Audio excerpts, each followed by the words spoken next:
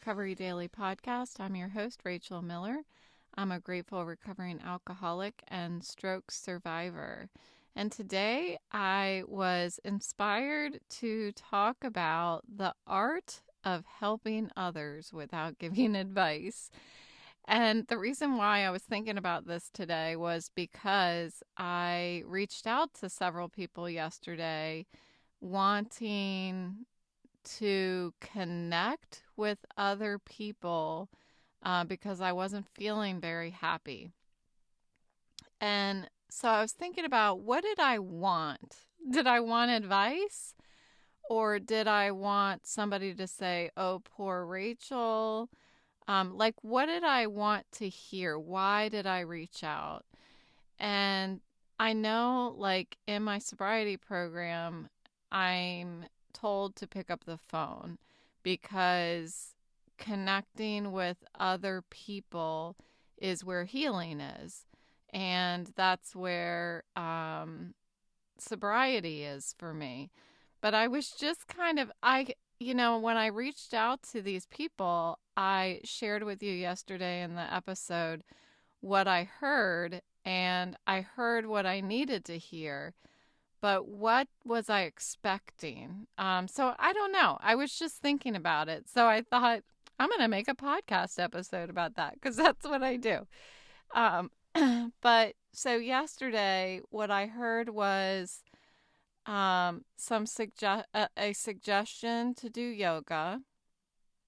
So I don't know if that's classified as advice. I guess it maybe is advice. And then I heard somebody say, your feelings are valid. So that is more, I would think, more of the listening, no advice. And then the third person said, same thing, it's okay to feel this way sometimes. You don't have to be positive. I'm trying to remember exactly what she said. Something about being positive all the damn time. I love how she said all the damn time. Anyway, so it sounds like two of the people were more listening and validating my feelings. One of them was more from the empathetic side. They were all empathetic, but one was really just like, I'm sorry, maybe you can try this. And the other two were, I understand. You have every reason to feel that way, that kind of thing. And it's okay to feel this way. So I wanted to explore how I may help how I think I'm helping others when somebody comes to me with something that's bothering them in sobriety, or as I continue to meet more people who have had a stroke. Coincidentally, I don't know. That's such a bad word to pick. It's not a coincidence. There's a guy that I was connected with who had a stroke. And so I was asking lots of questions like, oh, when did you have it? What are your deficits? And that kind of thing. And I started thinking, am I supposed to be asking all these questions? Like, how do I do this? How do I navigate wanting to be a shoulder for somebody or listen to somebody without not without crossing over the line into giving them advice, being able to say, I understand, this is my story. There's also this borderline of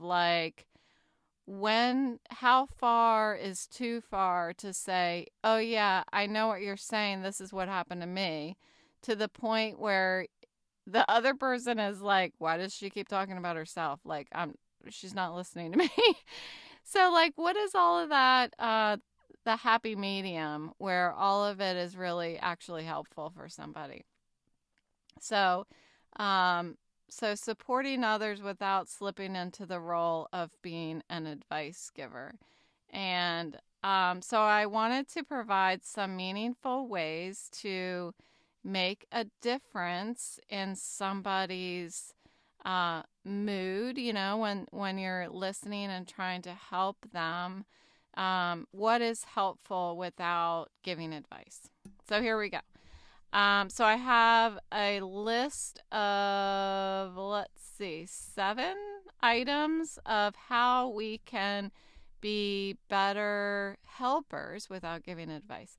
Number 1, listen actively. And this is something that I learned or heard a lot about when I was a director at my last job. This is also something that they talk a lot about in being a people leader.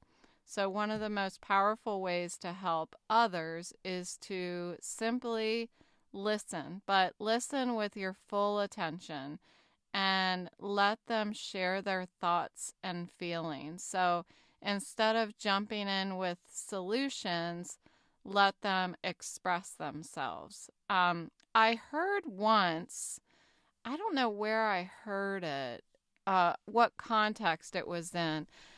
I think it was in parenting. I think it was something about parenting and how when you're listening to your kids and they're sharing their experiences, they're troubled by something, the advice was not to provide your experience back to your kids. I think I don't know, I thought that was really strange that it said that, but I still give my experience to my kids, but I do it a little more cautiously now because I definitely understand the perspective where the kid really just wants to be heard, doesn't want to hear about your experience. I just want to be heard, mom. Like, oh, well, I remember when this boyfriend broke up with me and this is what I did. Like, they don't want to hear that. So I think I think it makes sense, honestly, in a lot of ways. But there are some instances with my kids that I think it's important to share my experience, but parenting seems a lot different than sponsoring a person in recovery. Um, Definitely have to handle it a lot differently. So, listen actively, and that means don't be doing something else while you're listening to somebody. That goes across everything in the entire world. When you're supposed to be listening, don't be on your phone, don't be looking at the TV, don't be writing down your grocery list, all of that stuff. So, if somebody in recovery is struggling with an urge to drink during the holiday season, an example of this is to make sure that they know that your phone is always on and they can call. And then when they call, let them talk about their triggers and what's going on and their emotions. And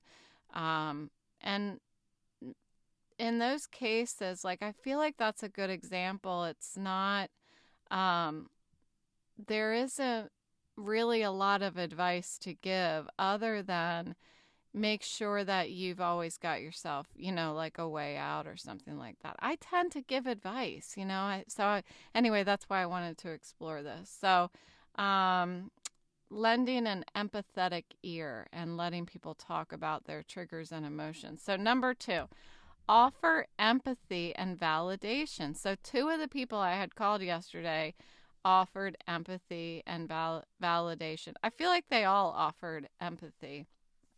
But 2 of them really made it a point to say, one came right out and said, your feelings are valid. And I thought, wow, that's that's really good to hear that. So showing empathy by acknowledging their feelings and validating their experiences and let them know what they're going through is real and understandable. So long, I think, in my 20s, and probably going into my 30s, I was I felt like my feelings, like I didn't have a right to be upset. about things. And it might be just I was exposed to people that said either, you're ridiculous or why would you think that or something like that. And that's not healthy to be exposed to that. So making sure that we tell people and come right out and say it that what you're going through is real, and it's something that should probably cause some sort of emotional reaction, and it's something that's part of being human. That I love that thing about just validating this is all a part of being human. So if someone in stroke recovery is frustrated by their physical limitations, an example would be to say, I can imagine how challenging that must be for you. I think it's completely normal to feel this way. And I think that's what I was struggling with yesterday.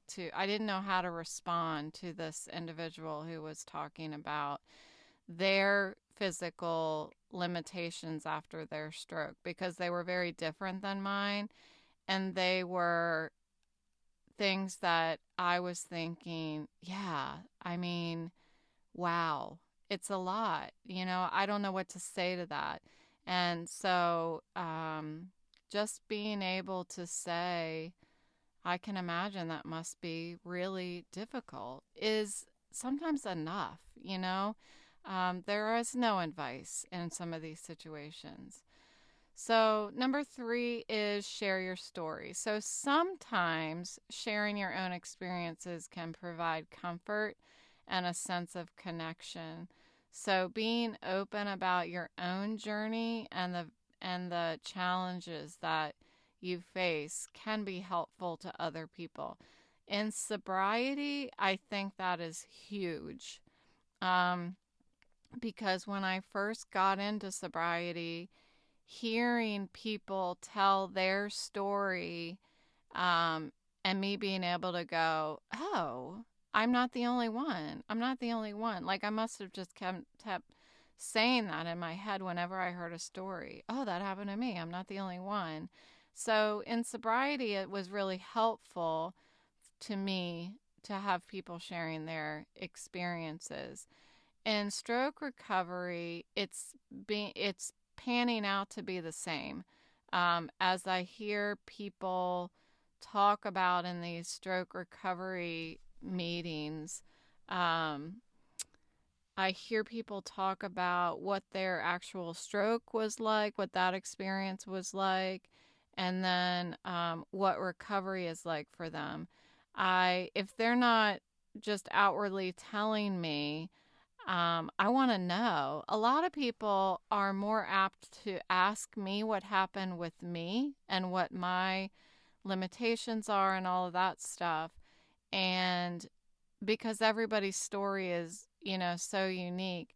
But as somebody who's just entering into these meetings and getting to know people, I really want to hear what everybody else's story is, because I want to know how I want to be able to relate in, and I can't do that without hearing about their experiences.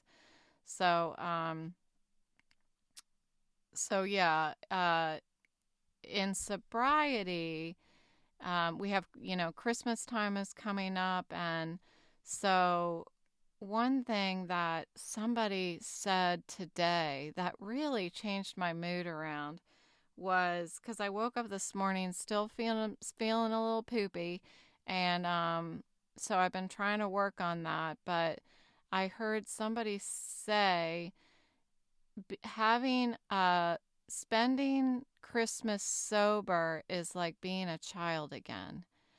And when I heard that, it completely shifted my mindset from feeling sorry for myself about all the things that I have not been able to participate this year in, because of my stroke symptoms, to all the things that I can enjoy because I'm sober. So it's always something that I is great to fall back on is just that, yeah, but I'm sober. Like I can be like, oh, well, I can't go on our traditional New Year's Eve Christmas lights. Um, we drive around the neighborhood and look at Christmas lights. Oh, I can't do that. And I didn't get to go Christmas shopping for anybody this year because I couldn't shop and all that stuff. But to be able to finish all that with, yeah, but I'm sober. Like there's nothing more I can say after that because that is a gift. I wouldn't even be here today if I wasn't sober. So I was glad to be reminded of that today. And that was just simply from somebody else, again, sharing his story and reminding me that I can embrace the joy of the season because I'm not filled with this mind numbing alcohol and just shutting down my brain. So the fourth one is when listening to others is ask questions. So instead of asking advice, if you have a tendency to do that, ask a question instead, and that encourages the other person to keep going through some self reflection, and it helps them to explore their own thoughts and feelings. So, you know, if you want to provide advice, change your advice into a question. And I think that that would be a really helpful way of listening, yeah, to create additional conversation with a question. And number 5, I have offer resources. So if they express a need for advice or information, offer resources for where they can find guidance. Um, I, I talk about with the podcast, I don't really want this podcast to come across as me giving advice ever. But when I was thinking about this topic today, I just started researching it. So the podcast episode is just about my research and I'm just sharing what I learned. So some expert out there thought that these were good ideas. I mean, I collect information from a lot of different places and then I share about it. So for this one, sharing those resources or sharing contact information for support groups is fantastic. I would take that any day of the week. And, other people, therapists who specialize in stroke recovery or sobriety, whatever the issue is. So, dealing with the emotional side of recovery. And the last one, nope, this isn't the last one. Number 6 is patience. And remember that everyone's journey is unique and solutions may not be one size fits all. I have to remember that something that works for me may not necessarily work for somebody else. And, uh, you know, I have sponsees and I share my experience and tell them what has worked for me. I don't say you should do this. I just say this is when I encountered that, this is what I did, and this is what worked for me. So that's all you can do, and then after that, be patient and allow the person to find their own path. I was reminded today that without struggle, we can't understand serenity. And I think that my understanding of what serenity feels like is based on all of the struggles that I have encountered over the years to be able to go so far down in my emotional health and then to be lifted back up and heal and recognize that at this very moment, there's nothing that is bothering me. Like, that's what serenity feels like for me. And I wouldn't understand that if I didn't go through the struggles first. So, um, everybody needs to have that time. My children need to have that time. And I forget that sometimes. Wanna I want to fast track their lives so that they only ever do everything right. And if they don't do things wrong, it it's not it affects the good stuff. It's interesting how that works, but if they don't make mistakes, it will later in life actually affect them in a negative way. Interestingly enough, so if somebody is struggling, just understand that it may take them time to find out what works best for them.